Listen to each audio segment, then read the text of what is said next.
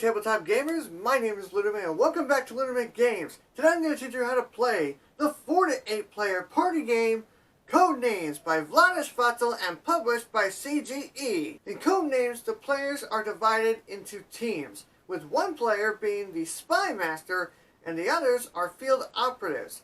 And the Spy Master knows the names of all the 25 agents that are out there, but the field operatives only know them by their code names. Hence the name. The Spy Master is trying to give clues to his teammates, but only using one word to try and help them figure out who belongs to them. Let's get to the table and let's see what's in the box.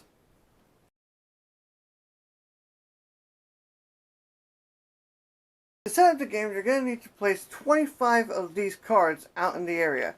Each of these cards has a single word on it and they're double-sided, so it's going to be quite a bit of replay. Then you're going to divide your teams into two, with one player being the Spy Master and the others are going to be field operatives.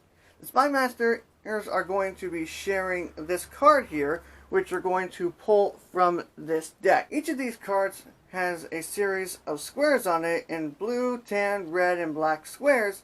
These are going to determine who these words belong to.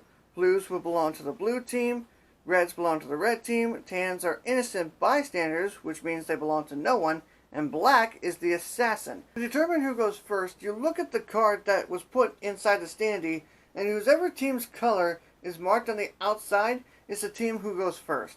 And that's important because whoever does go first is going to get this double agent token. This is going to be placed on them, and this is going to represent an extra word that they're going to have to guess in order to win the game. When it's your team's turn, the Spy Master is going to look at the card that they have, look at the words that are out there, and then they're going to give a clue that will relate to at least one of the words that are out there. The key is, the clue that the Spy Master gives has to be one word, and only one word. They cannot say anything else. They can't do something like, this might be a bit of a stretch, but fruit. The only word they would be allowed to say in that instance is fruit. You then have to follow that up with a number, which will tell your teammates how many code names that are out there that relate to your clue. For example, I am Team Red, and I see unicorn and eagle are out there. Those are both red colors, so I'll just say animal 2. An important thing to note is that the clue that you give cannot at all be one of the words that are out there.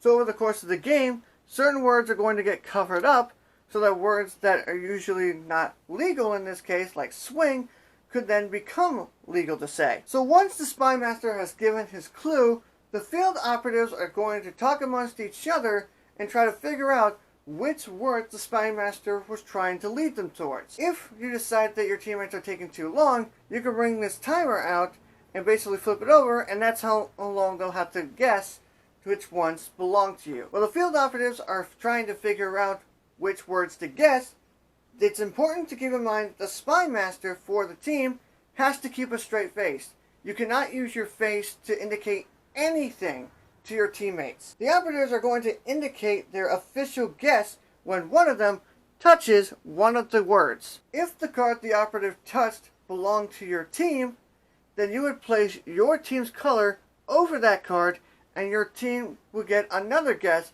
but not another clue. But you don't have to keep guessing if you don't want to. You can stop guessing at any time. However, you have to at least make one guess. If the card that was touched belongs to the opponent's team, they take the opponent's color, put it over that card, and you do not get to guess again. And you just helped your opponent. If the word that was touched belonged to an innocent bystander, you simply take that card, put it over it, and your turn is over. And if the card you touched was the assassin, then you place that over that card, and your team loses the game immediately. When your team is done guessing, either because you guessed wrong, or because you chose to stop, the other team is then up, and their Spy Master gives a clue, their field operatives try to guess, and we keep going. The game ends when the last word of a team's color is covered, regardless of who made the guess. That team is the winner. The game can also end by whoever discovers the assassin. That team automatically loses. And that is everything you need to know in order to play Codenames. As always, if you have any questions at all, feel free to leave them in the comments below and I will get back to them. Thank you all so much for watching this video. I hope you enjoyed it. If you did, give it a big thumbs up. That means a lot to me. If you like what I do and you want to support me in the future, please feel free to hit subscribe. And I will see you all in the next video. But until next time, see you later!